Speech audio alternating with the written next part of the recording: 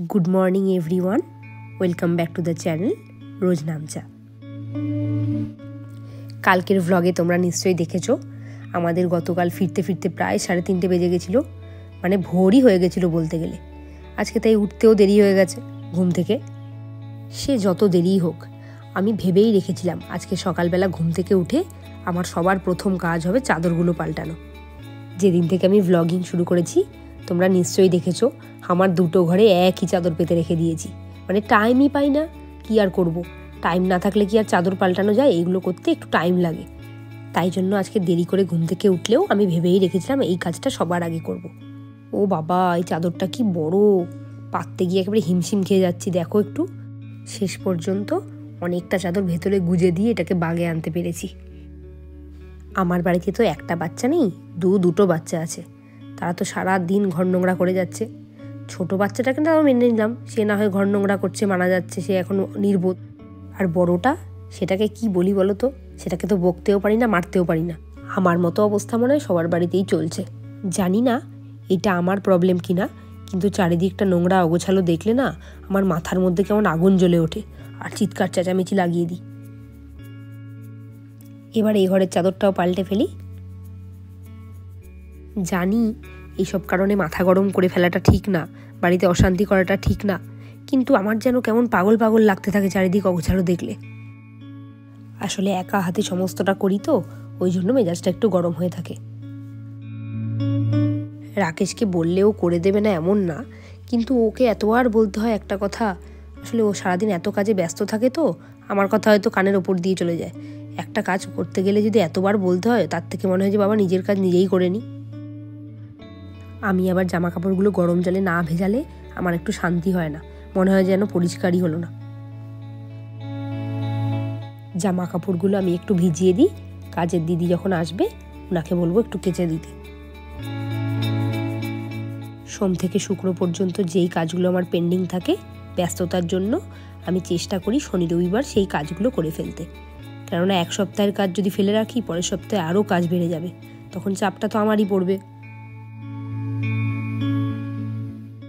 সকালের সমস্ত কাজ সেরে ঝনককে খাইয়ে নিজেরা খেয়ে দিয়ে এবার এসেছি ঝনককে তেল মাখাতে। তখন প্রায় 12টা বেজে গেছে। আসলে আজকে ঘুম থেকে উঠতে দেরি করেছি তো সব কাজই একটু ধীরে ধীরে এগোচ্ছে। আমাদের বারান্দাটা যেহেতু দক্ষিণে, তাই শীতকালে ঝনককে আমরা এখানেই তেল মাখাই। আজকে রাকেশ সকাল থেকেই ব্যস্ত। অন্যান্য দিন হলে রাকেশকেই বলতাম একটু স্নানটা করিয়ে দাও, কিন্তু ও এত ব্যস্ত সকাল থেকে যে ওকে আর বলার সাহস পেলাম না। নিজেই এসেছি ঝনককে তেল মাখিয়ে স্নান করাতে। আবার নিজেও দেখো মাথায় তেল মেখেছি, এক মাথা তেল মেখে বসে আছি। নিজেকেও শ্যাম্পু করতে হবে। আজকে কাজ সারতে সারতে বিকেল হয়ে যাবে শিওর। সে ঝনক তো কি তিরিং বিরিং চান করবো না বলে, কিন্তু আর কি করা যাবে, শীতকালে তো বাচ্চারা এরকম করবেই। ওই জন্যই তো রোদে নিয়ে এসেছি তেল মাখানোর জন্য, যাতে শরীরটা একটু গরম হয়।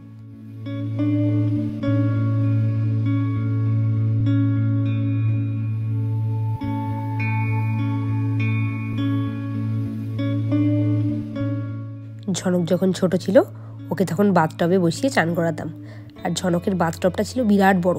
এই বাথরুমটা ছোট তো, এই বাথরুমে বাথটব রাখলে আমার দাঁড়ানোর আর জায়গা হতো না। আর এই বাথটবে বসে কি করতো লাফালাফি, মানে ওঠার জন্য। এই মনে হচ্ছে কদিন আগের কথা। ঝনকটা সত্যিই বড় হয়ে গেল দেখতে দেখতে।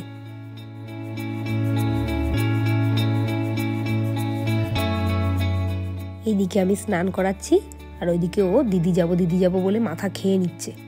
মানে কোনো রকমে ওর কাজটা সেরে দিলে পারলে হলো, তারপরে ছুটে চলে যাবে নিচে ওর দিদির কাছে। আজকে আমার খুব চাপ পড়ে গেছে, মানে ঝনকের কাজ ঘরের কাজ সব এক হাতে সামলাচ্ছি তো ওই জন্য। রাকেশের আজকে রেকর্ডিংয়ের খুব চাপ। ঘুম থেকে উঠের থেকে যে ওই ঘরে ঢুকেছে এখনো বেরোনোর নাম নেই। বেলা বাজে 1টা, দুপুর বাজে 1টা, এখনো সকালের খাওয়া দিয়ে গেছি, খায়নি। এই যে ঘুম থেকেই তো উঠেছি সেই 9টার সময়। তারপরে রেকর্ডিং এর ক্লায়েন্ট বাড়িতে এসেছে, তার সঙ্গে কথা বললাম।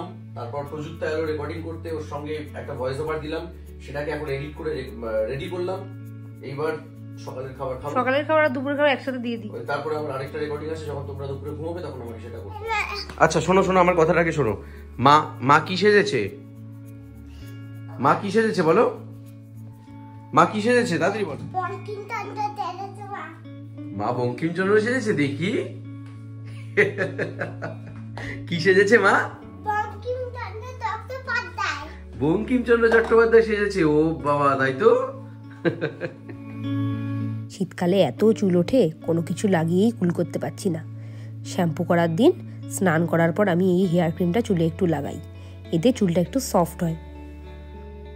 আর রোজ রাতে ঘুমোতে যাওয়ার আগে পুরো মাথায় মানে পুরো স্ক্যাল্পে একটু রোজমেরি ওয়াটার লাগাই, এতে কিন্তু আমার চুল পড়াটা কিছুটা হলেও কমেছে। এটা তোমরাও লাগাতে পারো রাত্রিবেলা।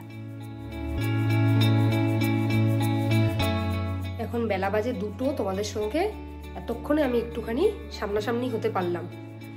হবে না কেন, কালকে তো দেখলেই 3:30টার সময় বাড়ি ঢুকেছি। সকালে ঘুম থেকে উঠতেও অ্যাজ ইট ইজ দেরি হয়ে গেছে, 8:30 থেকে 9টার মধ্যে উঠেছি। ওঠার পর ঝনককে খাওয়ানো আছে। ঝনক তো আর আমাদের মতো অত দেরি করে ঘুমায়নি, ওর তো সকাল সকাল ঘুম ভেঙে গেছে, খিদেও পেয়ে গেছে। ওর খাওয়ানো, তারপরে টাইমই পাই না স্কুল থাকলে জামা এই চাদরগুলো যে একটুখানি ভেজাবো, চাদরগুলো তুলে একটু ভেজালাম।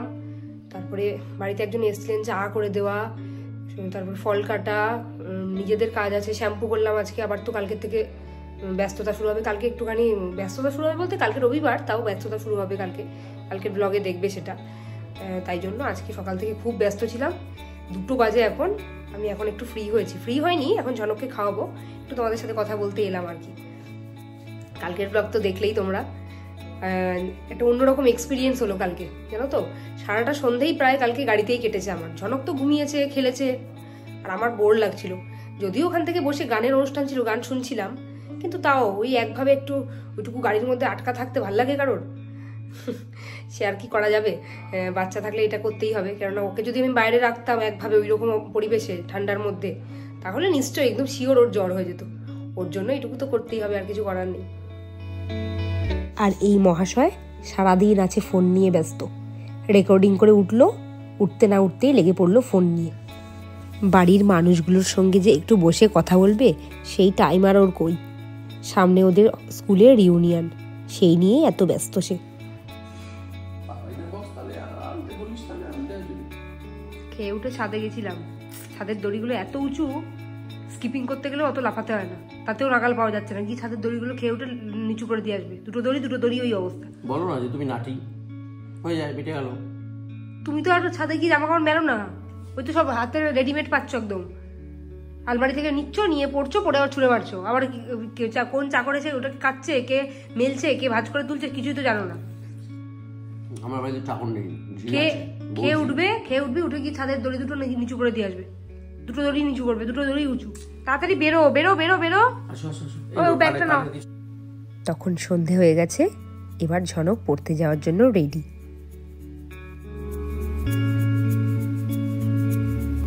গেট খুলতে এসছে, এটা দেখাই যায় না। বেরি গেট খুলতে এসছে, কি সুন্দর মুনু মুখটা খুলেছে। চলো, আজকে কিন্তু কাঁদবে না মিমোর কোলে গিয়ে। আজকে আবার ঝনককে পড়তে দিয়ে চলে এসেছি চেরিবেরিকে চটকাতে। তবে আজকে আর একা না, দুজনে মিলে এসেছি। যাক, আজকে আর ঘুমোচ্ছে না, দুটোতেই জেগে আছে।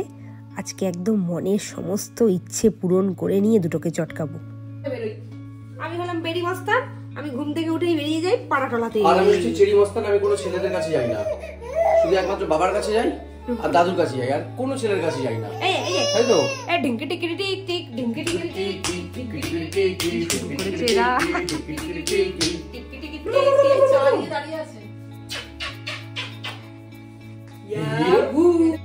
2 দিন হলো রুমের শাশুড়ি একটু ঘুরতে গেছে, আর মায়েরও তো 2 দিন ছুটি আছে, শনি আর রবিবার। ওই জন্য মা চলে গেছে ডিউটি পালন করতে রুমের বাড়িতে। আসলে একার পক্ষে 2টো বাচ্চাকে সামলানো খুব কঠিন। আমরা যাওয়াতে ওরা একটু রিলিফ পেয়েছে। আসলে সকাল থেকে তো একভাবে ওদেরকে নিয়ে কাজকর্ম, তাই আমরা যাওয়ার সাথে সাথে আমরা দায়িত্ব নিয়ে নিয়েছি, এইটুকু টাইম যাও, তোমাদের ছুটি।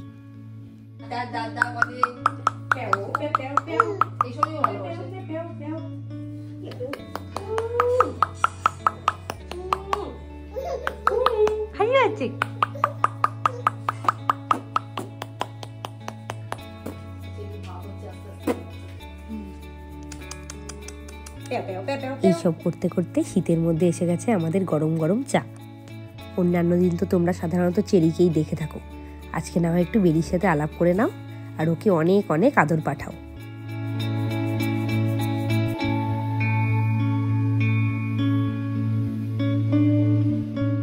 ও বাবা, এখানে তো আবার চিকেন পিৎজা আর চিকেন হটডগ এসে উপস্থিত আমাদের পেটে ঢোকার জন্য। একজন মায়ের কোলে উঠেছে, আরেকজনেরও মায়ের কোল চাই, কিছুতেই ঠেকানো যাচ্ছে না। ওই ছোটটা কোলে উঠেছে, এবার বড়টাও যাচ্ছে। আবার বড়টাকে যখন কোলে নিয়েছিল তখন ছোটটা আমার কাছে ছিল, আমার থেকে ফেঁদে চলে গেল মায়ের কোলে। দুজন মিলেই বসবে মায়ের কোলে। ওরে মা পড়ে যাবে, এদিকে আয়, আমার কাছে আয়, চেরি আমার কাছে এসো। দুজনেরই এক জায়গা দরকার। দিয়ার কোলে যাও, হবে না, এখন মায়ের কোল চাই।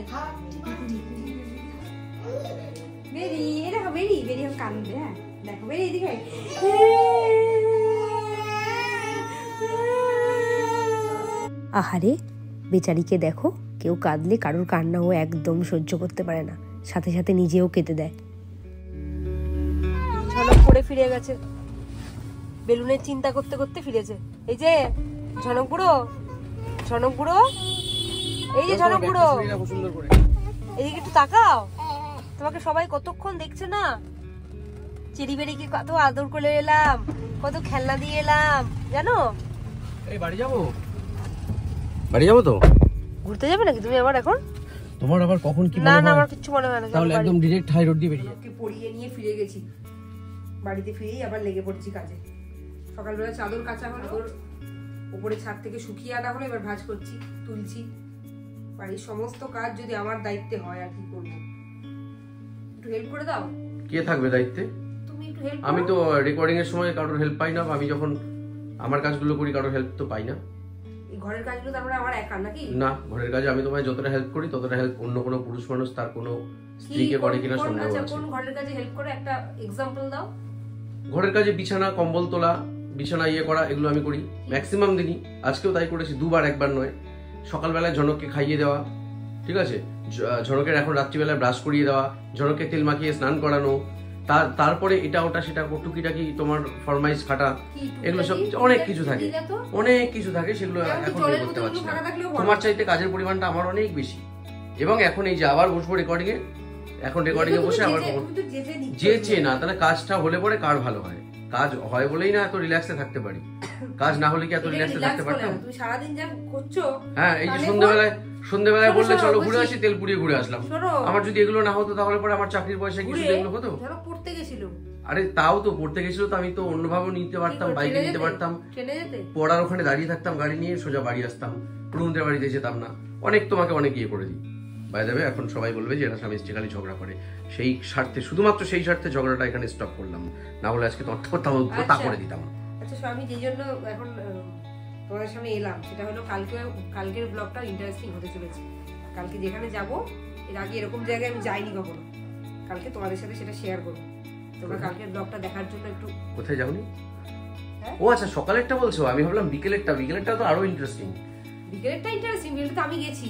তুমি গেছো, কিন্তু আমাদের অডিয়েন্স সবাই হয়তো যায়নি, মানে যে কোনো অডিয়েন্স আছে আর কি। এমন ভাব করছি যে আমাদের শয়ে হাজারে হাজারে ভিউয়ার্স, তা না, মানে সবাই যায়নি, তবে অনেকেই গেছে যারা চাকদার মধ্যে, তারা সবাই গেছে। আমি একটা জিনিস ভাবি, সবাই ব্লগটা দেখছে, দেখতে পাচ্ছি, ভিউয়ার্স বাড়ছে, কিন্তু লাইক বাড়ে না কেন কে জানে? লোকের আঙুল, বুড়ো আঙুলে কি খুব ব্যথা?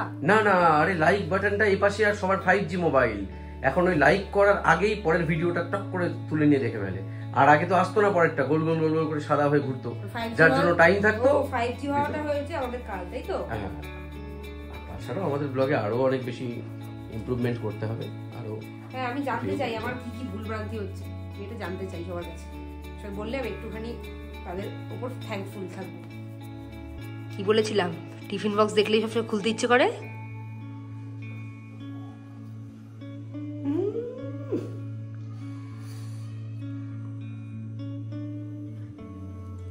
এটা হলো রুমদের বাড়ি থেকে পাঠিয়েছে, রুমদের বাড়িতে হচ্ছিল মাটন কিমা ঘুগনি। এই হ্যাংলাটা জলজলে ঘুগনিটাই তো ভালো লাগে। ওটা তেল, হালকা ঝোল আছে না, উপরে তেলটা তো ফেলবো, হালকা হালকা ঝোল। তুমি হাসছো কেন? হ্যাঁ, হাসছো কেন শুনি? আগে হাসিটা পড়বে, ইয়েতে পড়বে। আমার জন্য পাঠিয়েছে। তোমার শালি তোমার জন্য পাঠায়নি, আমার বোন আমার জন্য পাঠিয়েছে। মোটেও না, তুমি ফোন করে জিজ্ঞেস। তুমি ওরকম করো না, এই প্লেট থালায় রাখো। এই তুমি রাখো না, এখন আর খাওয়া দাওয়া দেখাতে হবে না, টুক করে আসো, খেয়ে নি, ব্লগটা এখানে শেষ করো। শুভরাত্রি সবাইকে, গুড নাইট। আর হ্যাঁ, সাবস্ক্রাইব করে দিন প্লিজ, প্লিজ প্লিজ সাবস্ক্রাইব করে দিন।